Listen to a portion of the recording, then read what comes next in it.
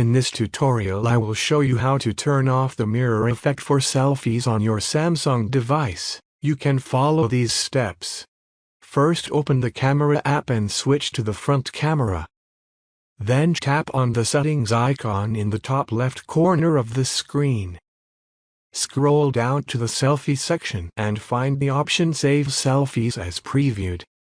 Enable or disable this option according to your preference.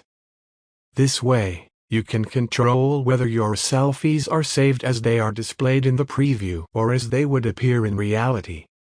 I hope this helps.